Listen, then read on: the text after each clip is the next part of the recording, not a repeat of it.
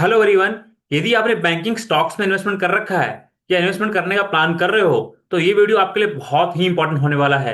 Because आज की video के अंदर मैं ये डिस्कस करने वाला हूं कि क्वार्टर टू के रिजल्ट के बाद में कौन से बैंकिंग स्टॉक्स के अंदर इन्वेस्टमेंट की अपॉर्चुनिटी बनती है। एंड दोस्तों साथ में ये भी बताऊंगा कि क्वार्टर टू के रिजल्ट के बाद में मैंने मेरे पोर्टफोलियो में कौन से बैंकिंग स्टॉक्स ऐड करे हैं एंड कंटिन्यूअसली होल्डिंग इंक्रीज कर रहा हूं। दोस्तों वीडियो में आगे बढ़ने से पहले मैं आपको बैंकिंग स्टॉक्स को शॉर्टलिस्ट करने के लिए जो हमारे दो मेजर क्राइटेरिया हैं वो रिमाइंड करवा देता हूं। फर्स्ट हमारा क्राइटेरिया होता है कि उस बैंक की asset quality quarter on quarter perspective से इंप्रूवमेंट फेज के अंदर होनी चाहिए या एटलीस्ट स्टेबल होनी चाहिए। एंड दोस्तों सेकंड हमारा क्राइटेरिया होता है कि उस बैंक की लोन बुक एटलीस्ट 20% या उससे ज्यादा रेट से ग्रोथ होनी चाहिए। बिकॉज यदि हम डायरेक्टली स्टॉक्स में इन्वेस्टमेंट करते हैं तो एटलीस्ट हमें वो स्टॉक्स चाहिए जिनके बिजनेस की ग्रोथ एटलीस्ट 20% या उससे ज्यादा रेट से हो रही हो। बिकॉज दोस्तों 12 13 14% के रिटर्न के लिए हमें डायरेक्ट स्टॉक्स में इन्वेस्टमेंट करने की जरूरत नहीं है। उसके लिए तो हम डायरेक्टली कोई ना कोई म्यूचुअल फंड चूज कर सकते हैं जहां पे हमें बिना टेंशन लिए बिना स्ट्रेस लिए लॉन्ग टर्म के अंदर 12 13 14% का रिटर्न मिल जाएगा। एंड 12 13 14% के रिटर्न के लिए स्टॉक्स की जो डेली वॉलेटिलिटी होती है उसको देख के क्यों ही स्ट्रेस डेवलप करें। आई थिंक आप मेरी बात समझ रहे होंगे। इसीलिए हमें वो बिजनेस चाहिए जिनके बिजनेस की ग्रोथ एटलीस्ट 20% या उससे ज्यादा रेट से हो रही हो। अब दोस्तों बात कर लेते हैं सारे मेजर मेजर बैंक्स की, जो लार्ज कैप बैंक्स हैं, small and mid cap banks हैं, उन सब की। दोस्तों पहले हम लोग डिस्कस करते हैं लार्ज कैप बैंक के बारे में। दोस्तों लार्ज कैप बैंक्स में कौन कौन सी बैंक्स आती हैं? HDFC bank, ICICI bank, Kotak Mahindra bank, axis bank, IndusInd bank. दोस्तों बात करें हमारे फर्स्ट क्राइटेरिया की, एसेट क्वालिटी की, तो यहाँ पे इंडसइंड बैंक इस रेस से बाहर हो जाता है। बिकॉज इंडसइंड बैंक की asset quality quarter on quarter perspective से खराब हुई है। बाकी जो पांचों बैंक्स हैं उनकी asset quality quarter on quarter perspective से खराब नहीं हुई है। अब दोस्तों बात कर ले हमारे सेकंड क्राइटेरिया की, 20% से लोन को ग्रोथ कराने वाले क्राइटेरिया की। तो दोस्तों इन पांचों लार्ज कैप बैंक के अंदर कोई भी बैंक हमारे इस क्राइटेरिया को फुलफिल नहीं करता है। बिकॉज एचडीएफसी बैंक के लोन बुक अराउंड 10% से ग्रोथ हुई है, आईसीआई बैंक के लोन बुक भी अराउंड 10% से ग्रोथ हुई है, कोटक महिंद्रा बैंक के लोन बुक अराउंड 16% से ग्रोथ हुई है, एक्सिस बैंक की लोन बुक अराउंड 12% से ग्रोथ हुई है। तो दोस्तों इन लार्ज कैप बैंक्स में से कोई भी बैंक हमारा जो क्राइटेरिया है 20% से ज्यादा लोन बुक ग्रोथ कराने वाला उसको फुलफिल नहीं करता है। इसलिए दोस्तों लार्ज कैप बैंक में से कोई भी स्टॉक हमारे लिए शॉर्टलिस्ट नहीं होता है। अब दोस्तों बात कर लेते हैं स्मॉल कैप और मिड कैप बैंक्स की। तो दोस्तों स्मॉल और मिड कैप बैंक्स के अंदर मेजोरिटी सारे बैंक से asset quality quarter on quarter perspective से इंप्रूव हुई है।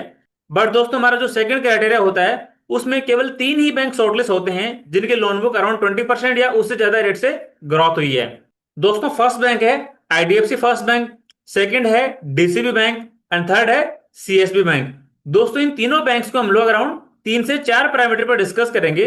फर्स्ट इज इनके लोन बुक किस रेट से ग्रोथ हुई है, and second is like in banks की मैनेजमेंट की तरफ से लोन बुक को किस रेट से ग्रोथ कराने का गाइडेंस है। Third is like in banks की रिटर्न ऑन इक्विटी किस डायरेक्शन में जा रही है। Fourth one is like in banks की करंटली स्टॉक की वैल्यूएशन क्या चल रही है। तो दोस्तों बात कर लेते हैं फर्स्टली आईडीएफसी फर्स्ट बैंक के बारे में। दोस्तों आईडीएफसी फर्स्ट बैंक के लोन बुक अराउंड 20 से 21% के आसपास में ग्रोथ हुई है क्वार्टर टू के अंदर। एंड दोस्तों इस बैंक की मैनेजमेंट का जो गाइडेंस होता है वो गाइडेंस भी लगभग 20% के आसपास लोन बुक को ग्रोथ कराने का होता है। एंड दोस्तों बात कर ले रिटर्न ऑन इक्विटी की, वो ऐसे सभी 4 5% के आसपास में ही है। बिकॉज आईडीएफसी फर्स्ट बैंक ने भी फंड रेज किया था एंड लास्ट के कुछ क्वार्टर्स के अंदर एनपीएस के इशू बढ़ गए थे जिससे इनकी प्रॉफिट अमाउंट बहुत डाउन चली गई थी। उसकी वजह से इनका रिटर्न ऑन इक्विटी डाउन है, बट अभी इनका रिटर्न ऑन इक्विटी वापस इंक्रीज करना स्टार्ट कर दिया है। अब दोस्तों बात कर लेते हैं वैल्यूएशन के बारे में। दोस्तों आईडीएफसी फर्स्ट बैंक का स्टॉक लगभग करंटली 1.3 की प्राइस टू बुक के आसपास में ट्रेड कर रहा है। दोस्तों हमारे सेकंड बैंक है डीसीबी बैंक। दोस्तों डीसीबी बैंक की लोन बुक क्वार्टर टू के अंदर अराउंड 19 से 20% से ग्रोथ हुई है। दोस्तों बात कर लेते हैं इनके मैनेजमेंट के गाइडेंस की। दोस्तों इनके मैनेजमेंट का गाइडेंस होता है कि हम लोग हमारी लोन बुक को अराउंड 20% से ग्रोथ करेंगे। अब दोस्तों बात कर लेते हैं रिटर्न ऑन इक्विटी की। डीसीबी बैंक का रिटर्न ऑन इक्विटी लगभग 12.5% के आसपास में है। एंड यदि बात करें वैल्यूएशन की तो डीसीबी बैंक का स्टॉक बहुत ही अट्रैक्टिव वैल्यूएशन पे ट्रेड कर रहा है, लगभग 0.9 या 1 के प्राइस टू बुक रेशियो पे ट्रेड कर रहा है। अब दोस्तों बात करते हैं हमारे थर्ड बैंक की, दैट इज सीएसबी बैंक। दोस्तों सीएसबी बैंक की लोन बुक क्वार्टर टू के अंदर 29% से ग्रोथ हुई है। एंड दोस्तों बात कर ले सीएसबी बैंक की मैनेजमेंट के गाइडेंस का, तो सीएसबी बैंक की मैनेजमेंट ये बोल रही है कि हम लोग हमारी लोन बुक को नेक्स्ट 3 ईयर्स तक लगभग 30% से ग्रोथ कराएंगे। दोस्तों बात कर ले रिटर्न ऑन इक्विटी की। दोस्तों सीएसबी बैंक के स्टॉक की करंट रिटर्न ऑन इक्विटी है लगभग 14.5% के आसपास में। अब दोस्तों बात कर लेते हैं वैल्यूएशंस के बारे में। दोस्तों सीएसबी बैंक का स्टॉक लगभग अभी 1.6 के प्राइस टू बुक रेशियो पे ट्रेड कर रहा है। अब दोस्तों इन तीनों बैंक्स को एक और मेजर पैरामीटर पर डिस्कस कर लेते हैं, that is return on assets. दोस्तों डीसीबी बैंक का रिटर्न ऑन एसेट 1% से कम है, जबकि इन दोनों बैंक्स का रिटर्न ऑन एसेट 1% से ज्यादा है। इसीलिए डीसीबी बैंक के स्टॉक को इतना प्रीमियम वैल्यूएशन नहीं मिलता है। अब दोस्तों इन तीनों बैंक्स के कंपैरिजन का एक बार समरी कर लेते हैं।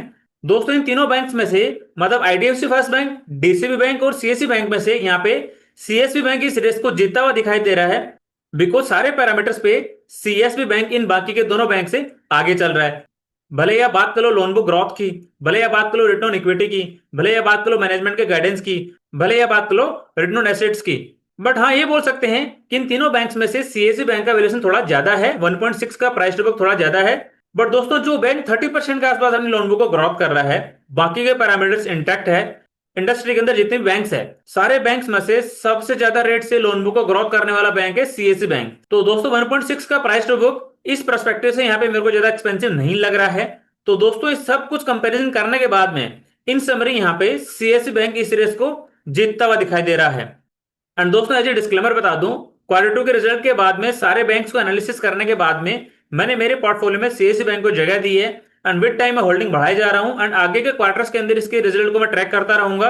एंड यदि बैंक अच्छा करता जाएगा तो कंसिस्टेंटली मैं मेरी होल्डिंग और बढ़ा लूंगा। दोस्तों ये मेरी तरफ से कोई स्टॉक रिकमेंडेशन नहीं है, आप लोग अपनी खुद की रिसर्च करना, खुद की एनालिसिस करना, उसके बाद में ही डिसीजन लेना कि कौन से बैंक के अंदर आपको इन्वेस्टमेंट करनी है। एंड दोस्तों यदि आपका कोई डिफरेंट ओपिनियन है या फिर कोई डिफरेंट क्वेरी है तो कमेंट सेक्शन में जरूर पूछना। एंड दोस्तों आपके पोर्टफोलियो में कौन सा बैंक है इसके बारे में कमेंट सेक्शन बताना बिल्कुल मत भूलना। एंड दोस्तों यदि ये वीडियो आपको अच्छा लगा है तो लाइक जरूर करना।